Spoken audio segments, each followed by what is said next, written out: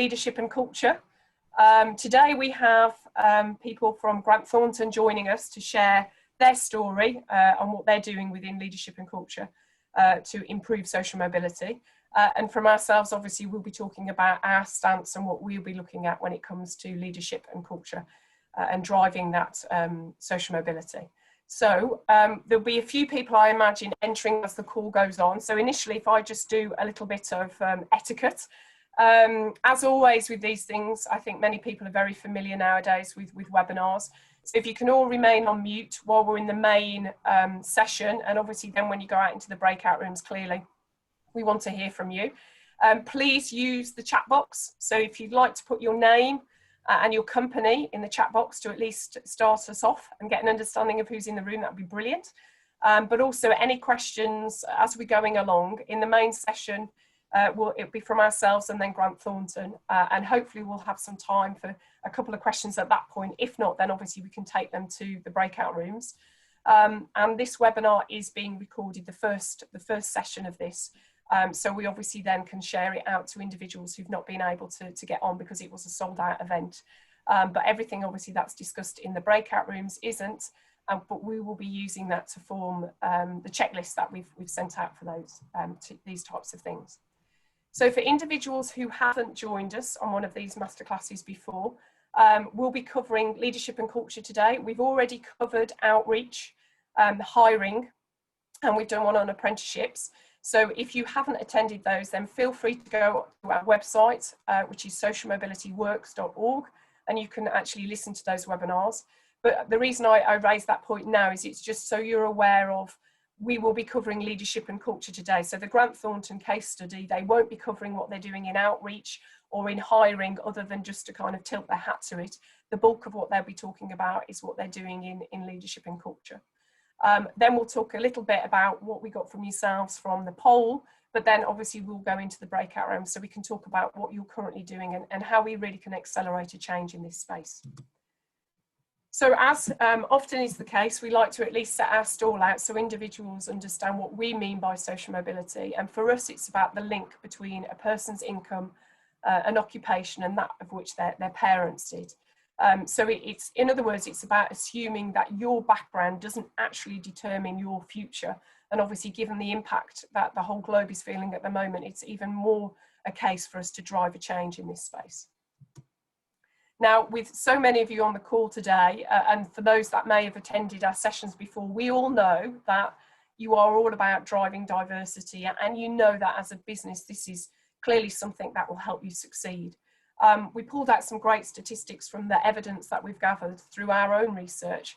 So it's not just about improving branding or well-being of your staff, but actually there is evidential statistics to say that if you have inclusive teams, they make better business decisions 87% of the time and twice as fast and deliver 60% better results. So that is just a phenomenal reason as to why having diverse teams is essential, but also that inclusion point.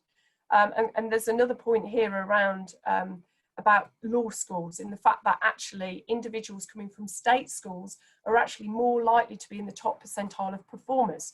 So again, it's about driving that future talent pipeline and mining where this potential diversity is, not just the standard routes. So today, as I mentioned, we are talking about leadership and culture, and for us certainly at the Commission, and I know from Grant Thornton, our belief is it's very much around, it's something driven by the business. It's not just a HR story. So it has to be something that is driven from senior managers across the business and throughout the business. So it's enabling leaders to tell their stories and share their stories and creating that strong foundation of D&I practices. So actually you have inclusion across all aspects of your organisation to really help catalyse that diverse thinking. So there's no point in having a diverse workforce if you don't then drive inclusion, and it needs to come from the top and be owned by the whole of your organisation. And that's the kind of thing that we'll be covering today. So where it doesn't work, and we know from evidence that actually having diversity without inclusion actually can be harmful to both your business and your employees. This lady is one of our case studies, and she was an individual growing up in the Midlands and actually successfully gained an opportunity to become a chartered surveyor. But actually she found that when she was in that environment, she gained not a lot of respect, not a lot of recognition. And so because of that, she actually opted out and she left the organisation and has now formed another career. But this is a classic example of actually having diversity, great, but actually there was no inclusion, there was no interventions to help drive that change of behaviour, and hence obviously this individual felt it wasn't right for them. However, when it does work, and this is a case study from Grant Thornton that they thankfully shared with us, this lady is from Oldham. She actually didn't go to university, went straight to Grant Thornton through Access Accountancy Programme, and where she's now actually part of their corporate tax team. And I think one of the lovely quotes from herself is that she's actually saying about working for an inclusive employer has actually allowed her to gain invaluable experiences because she's meeting so many different people and obviously adding value in so many different ways. So where do you start?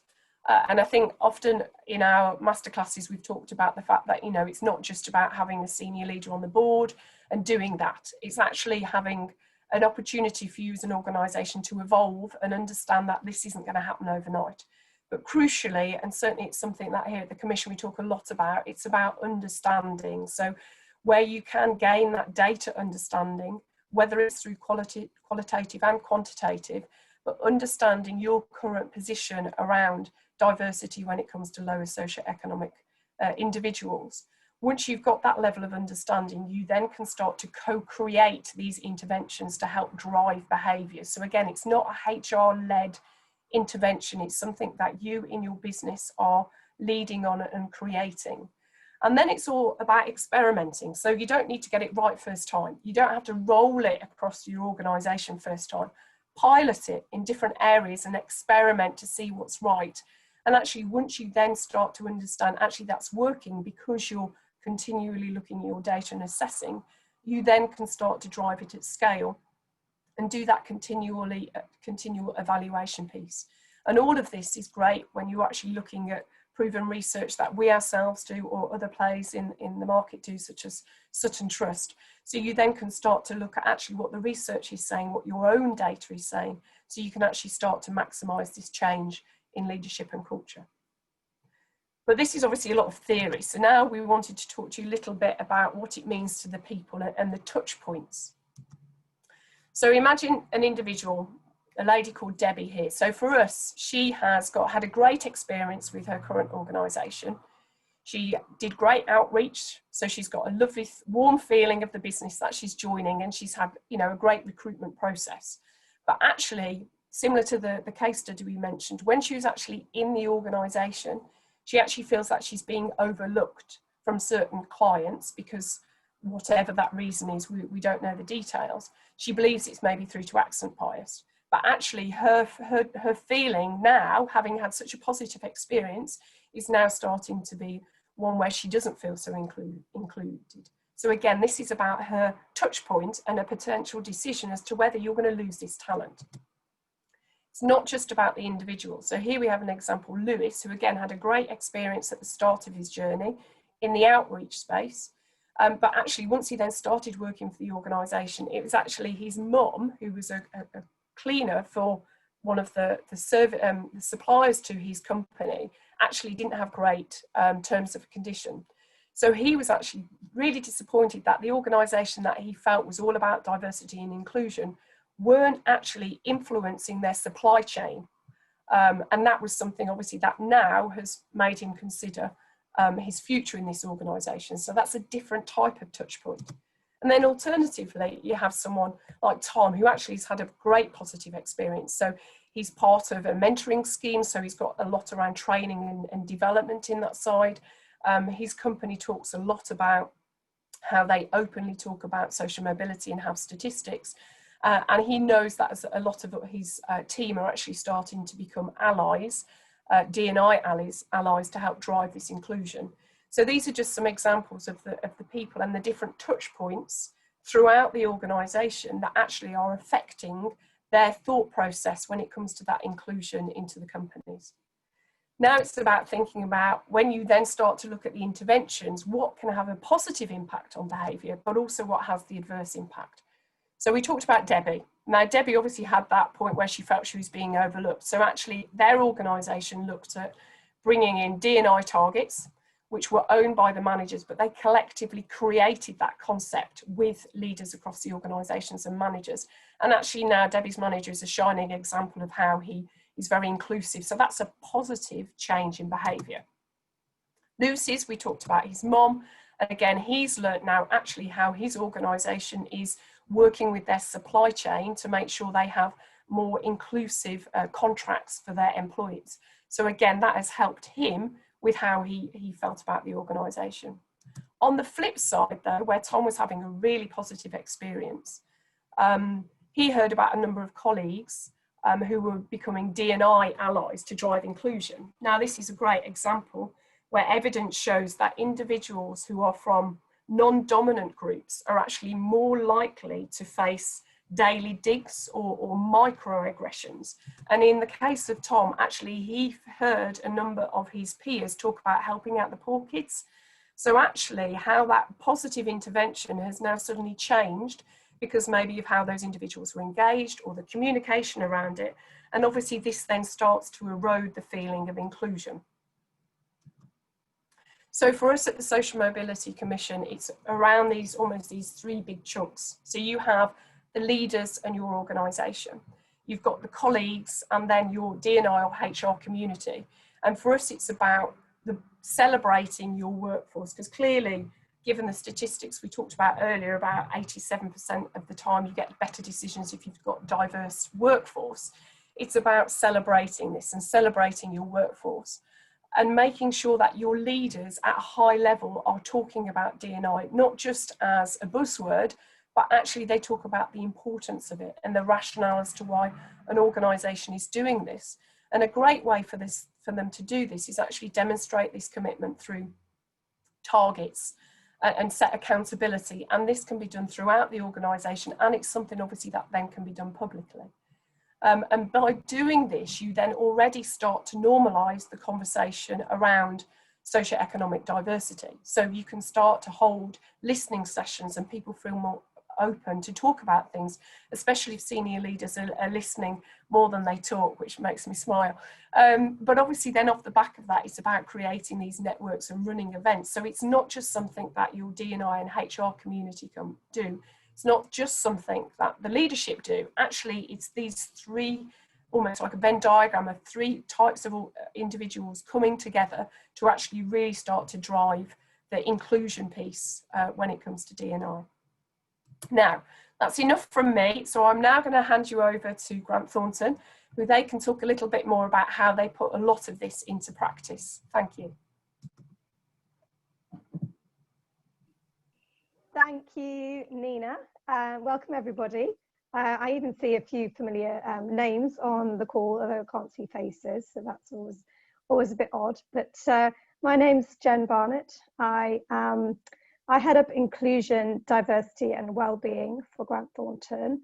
And I'm a director. I'm an occupational psychologist by background, and I was actually head of people experience before I took on this role. So my background is actually in culture change, not so much in deep expertise in diversity and inclusion. But prior to my role, focusing solely on diversity and inclusion, diversity formed part of people experience, but we consider it to be so important now. I'm sure lots of organisations are heading this direction, that my role actually reports into the CEO, and my whole focus and my team's whole focus now is on creating a culture of inclusion, supporting our leaders to think and act differently. And that has started to become much more mature in its thinking and started to become much more systemic. So I think Nina asked if we could be involved in the conversation around how do you get leaders engaged. So that's me. Katie, do you just want to introduce yourself quickly before I go into the content?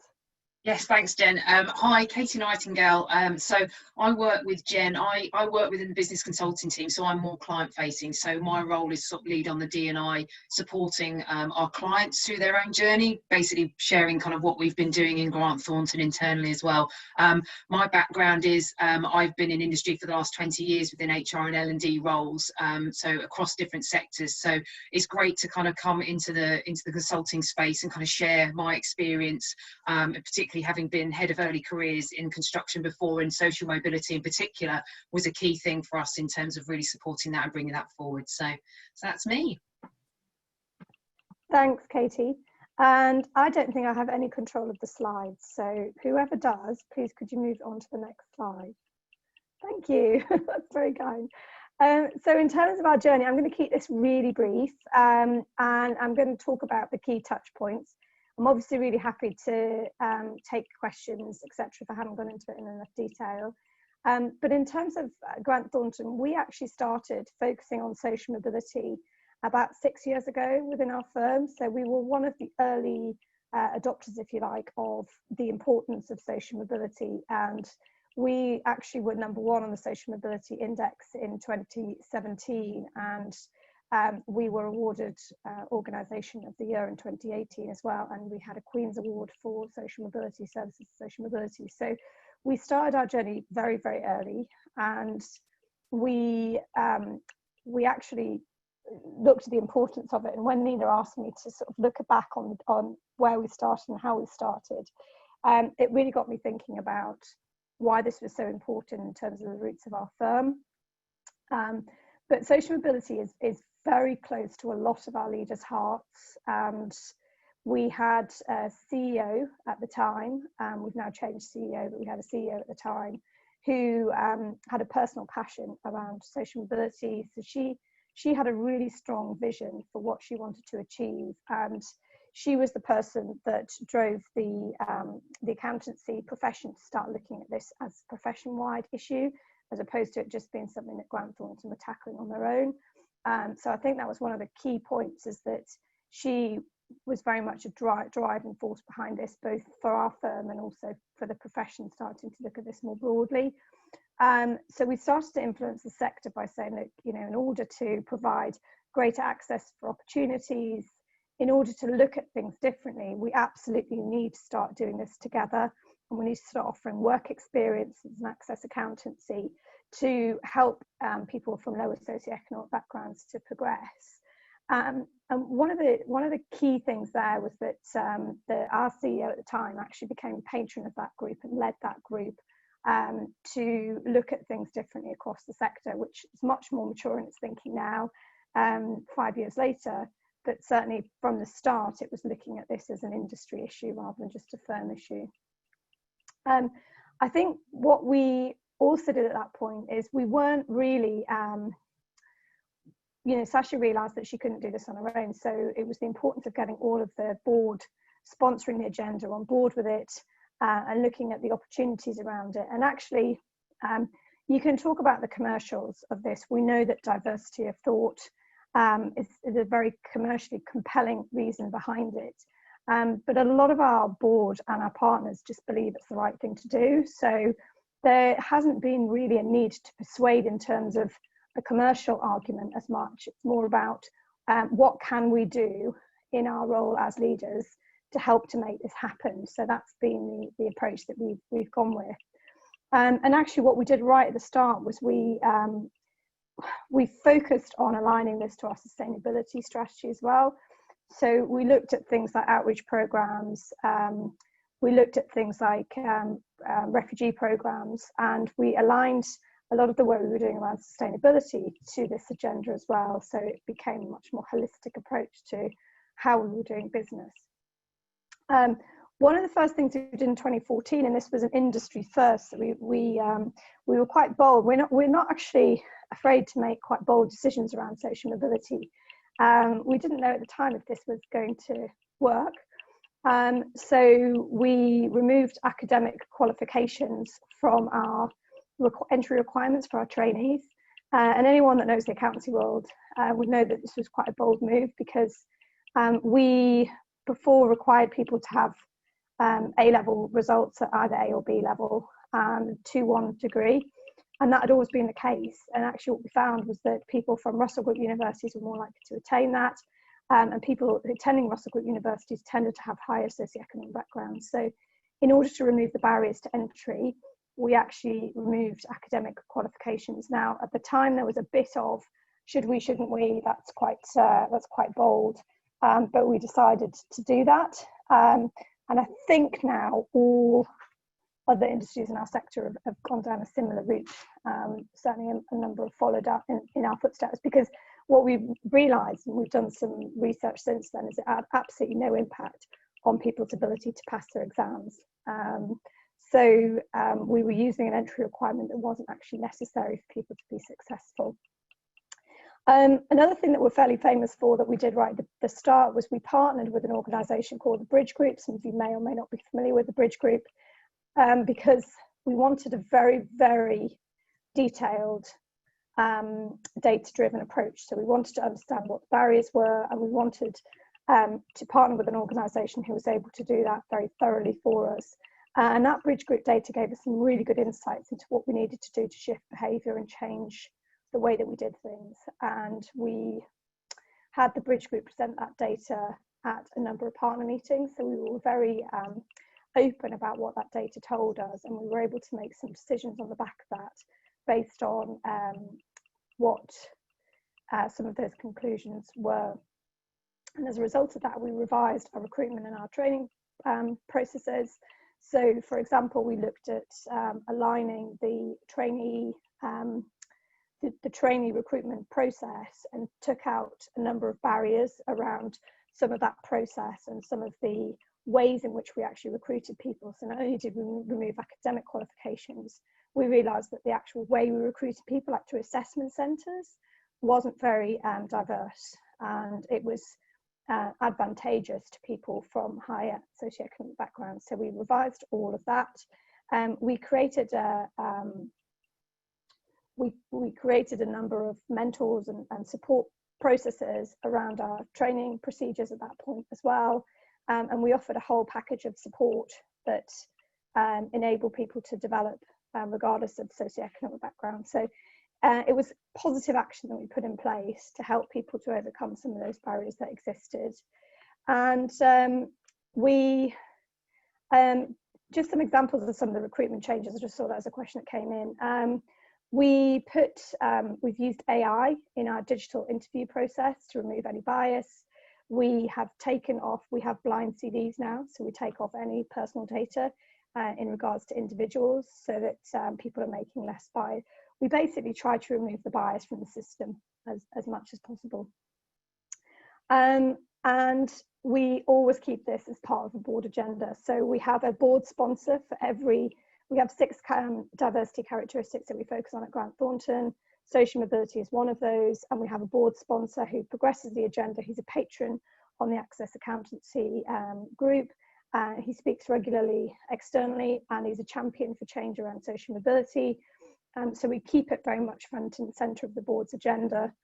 And we do work very closely, and I'm very keen that we continue to do this with the Social Mobility Foundation to share what we've learned, so that we can help other organisations to think about what they need to do to progress social mobility, because we know we can't do this on our own. This is a much bigger agenda than one firm. I don't think it's something we should be being competitive around. We're a bit of a challenger brand. We're always challenging the Social Mobility Index as well about what they are marking organisations on. And really this should be about collaboration, everybody working together, rather than it feeling competitive. Just a couple of other things. I'm just conscious of time, how much time I'm taking. We have worked externally with, one of the things we did do was we created a community called Spilling the Beans, which has been a really successful virtual community of graduates who are able to talk to each other about their experiences of Grant Thornton. This has been particularly successful for our people from lower socioeconomic backgrounds. They've asked questions about what should I wear, what's the culture like, things like we wouldn't think to necessarily ask people or tell people they're asking about it on Spilling the Beans.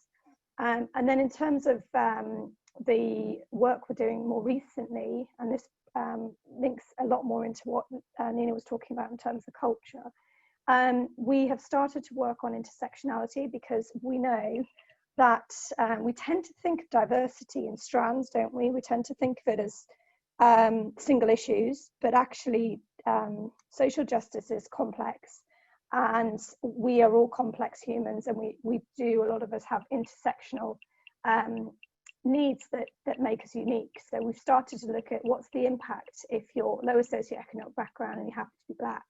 What's the impact of that, and how can we encourage more people from low socioeconomic backgrounds who are Black into our organisation? So we're working with an organisation called Leaders Unlocked, who are helping us to outreach some of those students to support them into A, being attracted to accountancy, but also B, looking at the skills that they might need to enable them to be successful in the culture. So it's giving them help, it's giving them what we call equity, a bit of a leg up into that culture. And we also introduced about 18 months ago reverse mentoring, where we have individuals from lower socioeconomic backgrounds mentor people, leaders who haven't experienced their world, and that has been hugely successful, just to help people to understand, educate and understand difference. And the other really powerful thing that we're just about to talk to our partners about is the impact. So again, going back to data being famous for data and everything being driven, we have looked at the impact from 2014 to 2020 on all the decisions in our business around intersectionality. And by intersectionality, I mean race, gender and socioeconomic background. So we've used those three intersectional relationships to look at the impact on performance reviews, look at the impact on longevity of service, look at the impact on who's been allocated to what jobs, and also on pay and reward, but they're almost like sort of outcomes of those other inputs that we're looking at. And the outcomes of that are really, really interesting. We're sharing those with the partners in the next few weeks, and we're going to look at actions we need to take on the back of that to really start to get to the root cause of some of that systemic bias that may or may not exist in our organisation. I'll just pause there. That's very brief in terms of our journey, but I hope that was helpful. If we could go on to the next slide, that would be really helpful. Thank you. So just a couple of points from me before I hand over to Katie. So we've got a lot more to do. We have quite a bold ambition in terms of diversity and inclusion. Every leader is very, very focused now on inclusion and diversity. We have a CEO who is highly advocatory, if that's a word, I tend to make words up, of inclusion and diversity, and he mentions it on every single partner call that he has around the importance of it, why it's important to him personally, and we're focused very much on what we call everyday inclusion. So everybody being involved in inclusion. It's not something that should be owned by a central team, it's owned by everybody, and all the leaders want to get involved. They take responsibility for their own data, they take responsibility for their own decisions, and we have a role in our firm called Inclusion Ally, which is a voluntary role where everybody can get involved in driving inclusion. They're properly trained roles, and they come together as a group. We talk about inclusion, and we have very active networks of people who are encouraged to drive conversations and get involved in helping local and regional inclusion training. So what we want to do is embed inclusion culturally at every level, and that requires change, and it requires people to be to want to make this happen, and it requires little steps and constant stories, constant looking at data, and constantly reviewing actions and thinking about unconscious bias in every decision point that we make in terms of our system. So Katie, I'll hand over to you to do the remainder of the couple of slides that we've got. Thanks, Jen. So Nina, if you could move us on, that'd be great. Oh, we're there, thank you. So I mean, I just want to kind of pick up, I guess, you know, it's been great, it's great Jen sort of showed our journey, and I think, you know, focusing on leadership and some of the things that we need to consider as an organisation, and hopefully these will be helpful points for you to consider as well. But you know, we're moving on that journey towards systemic inclusion, and I think one of the things that we need to think about is the organisational systemic bias. So really understanding all of those different points where decisions are made by our leaders, by individuals, and making sure that we're reflecting on those to make sure that we can really make inclusive decisions, and that will then create a systemic, almost automatic response to make inclusive decisions. By doing that, it's building inclusive teams and it being a choice around inclusion, and making sure that at every point there is that choice to think about the individuals that we're developing and choosing for our business. And last on this one is around specifically individual learning and making sure that we're supporting individuals to make those informed decisions.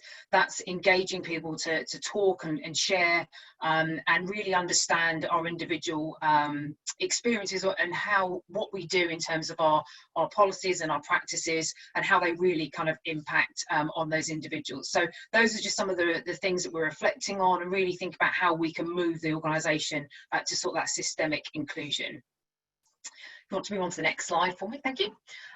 So part of the journey that Jen mentioned, you know, it started in 2014 with a strong vision of the leader, and that still remains today. And even though we do have a new CEO, Dave Dunkley, follows that vision. You know, he's very much held himself to his account, to his leadership team, and they're all committed to inclusion and diversity.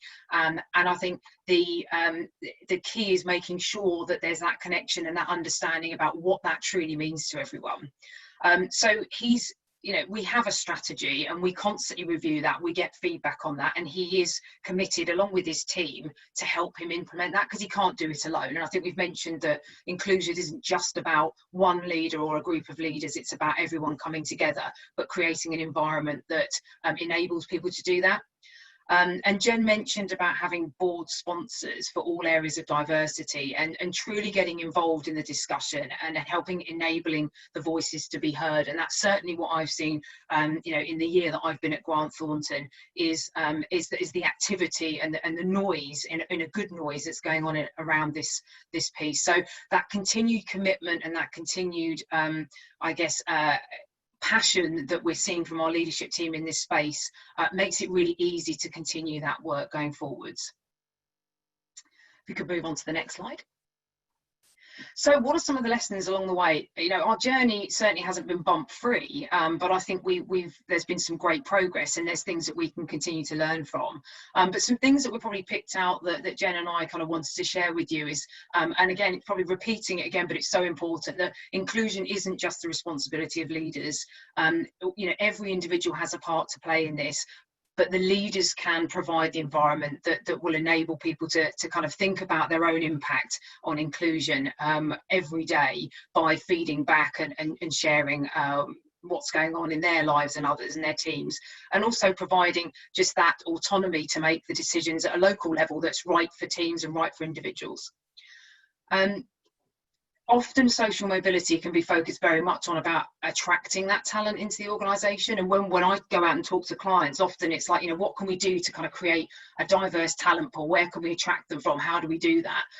But we need to make sure that we're not just focusing on that. That's great, and that's one way of doing it, and it may be the start of your journey, but we really need to consider, once we've got those people in the organisation, how are we helping them to progress? Have we got the mechanisms, the practices, you know, the sponsorship for people, and the role models, so that they can actually progress into those positions? So that here, just don't focus too much on just the recruitment stage. Really think about the whole life cycle and how inclusive it is, and how it encourages people to progress. Jen also mentioned data and how we're using that, and this really is important.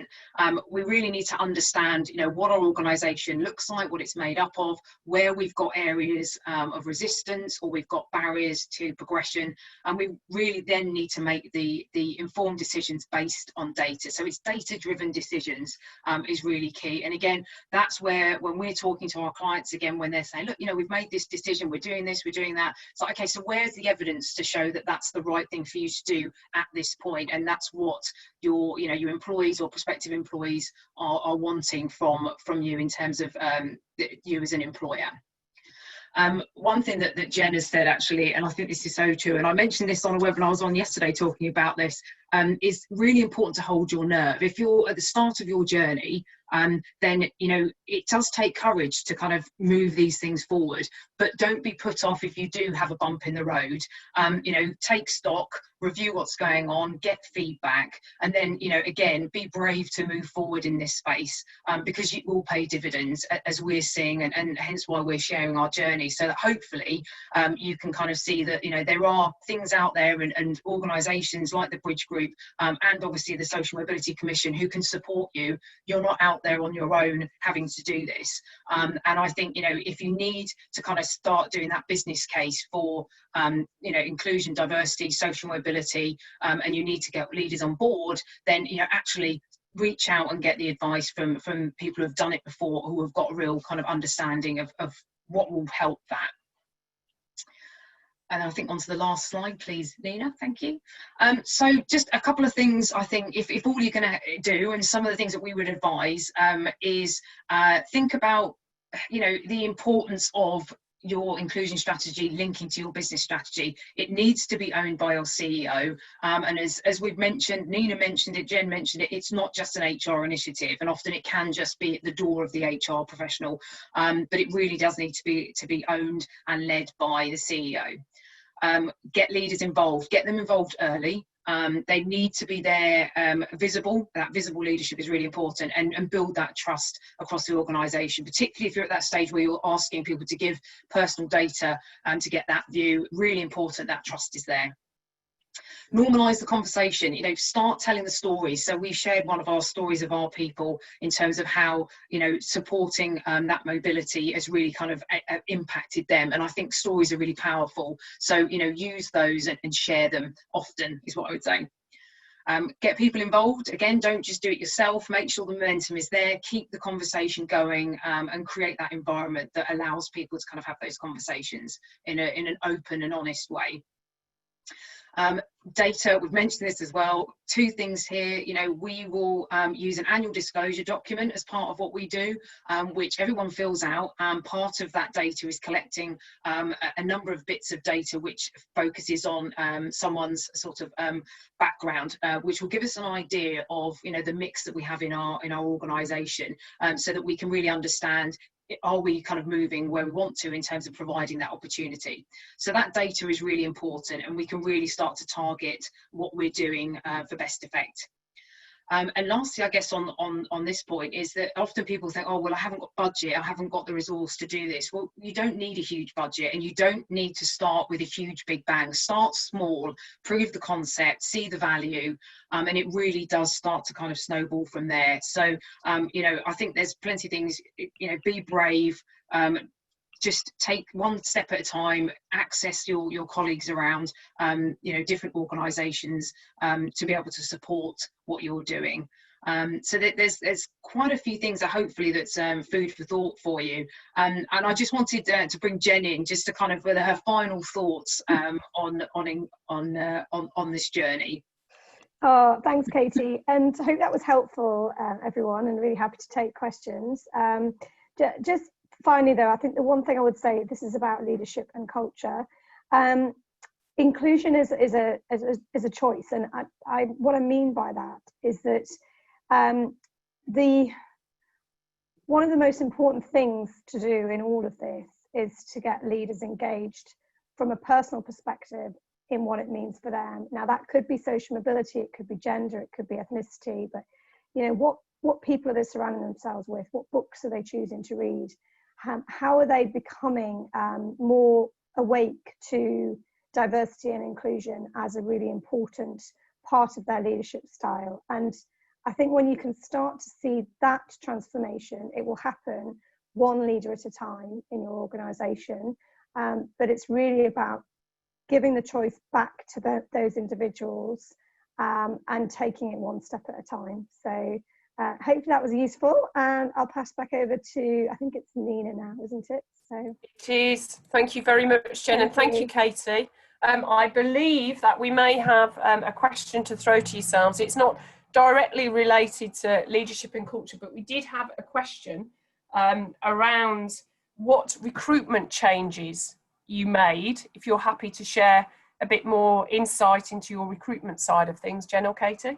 Yeah, I think I tried to answer that as I was going through, because I saw that question coming up. Was there anything else you wanted from me on that? I mean, I talked about the fact that we removed academic qualifications. That another thing that we did actually that may or may not be useful for this group to hear is that we actually revised our work experience policies as well. So prior to that, we tended to get partners who would say to us, "Oh, can you just give some work experience to my son or my son's friend?" And we stopped all of that because it wasn't very socially mobile or diverse. So we've put policies in place which mean that work experience is much more accessible. And also we did a lot around AI, so putting in AI into digital interviews, as I've mentioned, to make it fairer, and to encourage people to be through the recruitment process using spilling the beans. So I think I probably covered that because I saw that question coming up, but if there's anything else. Did you? Okay, I apologise. So there was one actually that came up, but I also have this from my own interest actually, Jen. So there was a mention about your annual disclosure statement. So how do you categorise social groups when it comes to your annual disclosure statement? When you say social groups, I take it you mean how do we categorize the data? Well, yes. So for social mobility, we actually use the Commission's recommendations around the how do we categorize people of lower socio-economic background.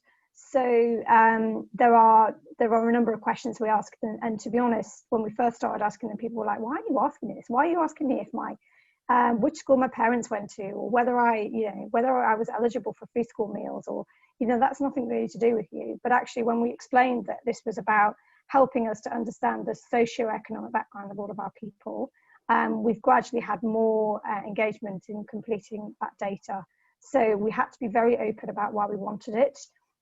And we've put a lot of effort into the cultural change that has been required to enable people to be open about that, because it's much more personal than asking someone if they're male or female or non-binary. It's a much more personal. They're more personal questions.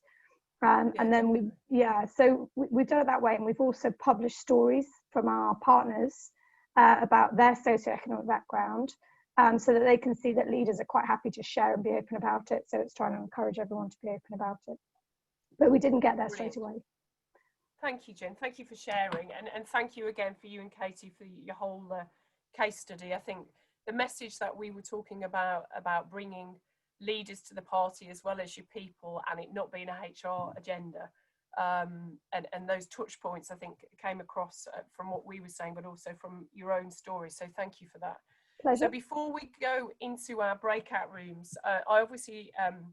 not obviously, but I sent out a survey to individuals, so all the attendees, and I wanted just to go through a bit of the feedback we got, because I thought this might be quite a nice pointers, given Grant Thornton's story and your results, for us then to go out into the breakout rooms and have further discussion. So from those polls, basically, we felt, or we got a general consensus actually, that a lot of you were saying that leadership see the importance of social mobility. So that's brilliant news. So you were talking about 65% of you have got members, sponsors on the board, 70% of you say that senior leaders listen. So there's clearly a consensus that leadership see the importance of this. However, on the flip side, although you're saying that, you're still saying that actually you don't feel that it's discussed often enough at board in board discussions, and maybe there's a lack of understanding of actually why a cultural change is needed. So although leaders are with you, there's still a lack maybe of the frequency it can be discussed and the understanding behind that. Again, a lot of you said about, as an organisation, you are striving for more diversity. So collectively, 70% of you collect data on lower economic data, so that's brilliant to hear. and 60% of you are already communicating about the importance of social mobility. But again, on the flip side, we're still saying that 80% of you almost need that understanding of how to improve or data mine almost. Once you've got that data, what you can do then to help make that shift.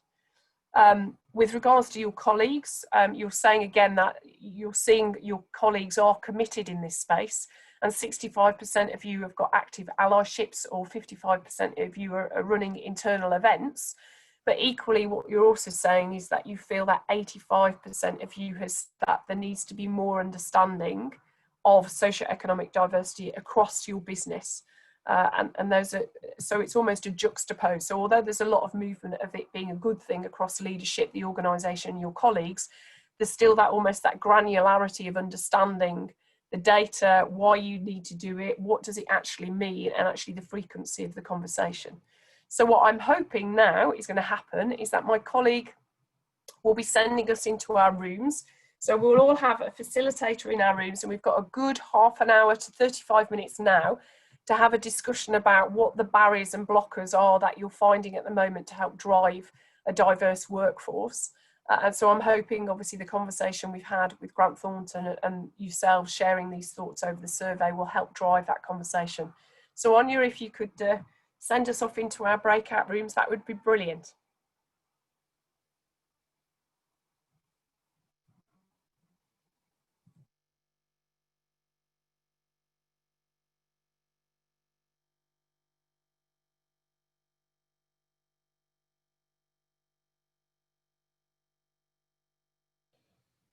I hope we so. can. Awesome. Okay then. So let me move through. Well, I want to say welcome back. I was in a room and we did have a great discussion actually. So it would be interesting just to get some thoughts from some of our other facilitators. So Janice, do you want to take the stage and just share some insights from the discussion that you were having? Yes, thank you, Nina. Oh, Janice, you've gone back on mute. There we go. Gremlins. So our discussion really focused a lot on leadership and the importance of having a buy-in of leaders, that without that, not much is going to happen. We also had a conversation around taking a moral position, which is one of Kate in our group talked about taking a moral position from coming from an art background, and just the argument there in just allowing the idea that if you just have a small group of people, you're not going to get the art that's representative of the world, and how you're going to miss out on the richness of diversity. However, that was not seen, taking a moral position is not really seen as being very productive in the financial services, but there it's been more about investments and maybe currency, getting people, a wider group of people involved in investments, and really homing in on the benefits and the outputs of having diversity. But one of the things that really came up as well from that group was the fact that it's a small socio-economic group that really run the financial services. And so therefore that is very limiting, and that is where things need to change in who's present, who's around the table, who are making those decisions. And one of the real juicy takeaways for me was the fact about a narrative, having a new narrative, and whereby it was said that there are people who are at the top of the game, at the top of where they are, but they're not talking about the background, their own backgrounds, where they came from, what they started with. So allowing people to be more authentic in their stories and using that as a story that will, that will pilot change. So they were the main things that came up from us. Anybody else in my group that want to add anything to it quickly? No? Okay. Thank you. Brilliant. Thank you, Janice. I mean, a lot of what you've said is actually reflective of our own discussion. One that I thought was a very valid point that came up to ourselves was about, you mentioned about the leaders and being visual, but they also talked about the importance of ensuring your middle managers and junior managers were also part of the discussion. Because often what is communicated from leaders in a large organisation gets lost So it's really important to make sure that your middle managers and junior managers as part of that conversation. And Julia, can I invite you to share some thoughts from your room, please? Yeah, with pleasure. So I think it follows really nicely from what was discussed in Janice's group. So we had Katie as our resource in our group. And I think the theme that stood out for me was that theme around the pre-work, which Grant Thornton both mentioned in the presentation already. So not expecting things to just happen overnight, and really needing to build that relationship and the trust and the practice and the comfort as well amongst all staff to have these kinds of conversations. So one of the examples came up was around some discomfort people might feel about disclosing their socioeconomic state background on a form, but then also, you know, having conversations that come up in the office. For example, if people talk about their skiing holiday, or if people say they want to go to the pub after work, which excludes people who might not drink for religious reasons, or who might have children at home and are single parents, for example. So we had a really great conversation around practicing that kind of topic with everybody, and hosting, I think Grant Thornton have, for example, started to have conversations around race with people in the office, given what's happened around police brutality in the States and the protests, and actually taking that and going to other forms of inequality that we can now start to develop language around, so that it becomes normal, because actually everybody has a socioeconomic background, everyone has a race, everyone has a gender, etc. So really normalizing that behavior so that people become more aware and more kind of considerate in terms of what they share in the office, in terms of what suggestions they make for social activities, and so on and so forth. Thank you, Julian. I think that builds on a nice point that we had, was almost where we hear about leaders from different diverse backgrounds, it's in the news. Won't it be lovely when we don't have to have webinars talking about, you know, intersectionality and inclusion and diversity and all of this, because it's the norm. It's, you know, it's not something that needs to be talked about, but unfortunately we're not there yet. But hopefully with all of you on the call driving for a change, we will get there sooner than we sooner rather than later. Okay, so what our next steps are, as for those who've been to some of our sessions before, we will issue out now almost a checklist pack for leadership and culture. So it'll have the Grant Thornton case study, and also the developed checklist that we'll create out of the discussions that you've had. Our next masterclass, if you want to be obviously part of the series and almost get a gold award for attending them all, is the 15th of October, and that's advocacy, and PwC are joining us with that one to share their story. If there's anything else more that you're concerned about or want more detail, then please visit our website, socialmobilityworks.org. So as we've mentioned already, all of the masterclasses we've done previously are on there, so you can listen to them. There is also our toolkit. So again, if you want to have a bit more of detail of the guidelines, then our toolkit's on there, as are there a number of organisations in our directory of people who could potentially help in this space. So from our side, and again, I guess I feel like we drill this point in time and time again, but for us to have you on the call means that we know that you are committed to making a change in this space. We know that given COVID-19 and the impact it's having on those from a lower socio-economic background more than most, now is not the reason to stop. So we know that organisations with diverse and inclusive teams are more successful, have high profits. So please join us to keep driving for making a change. And if you want to get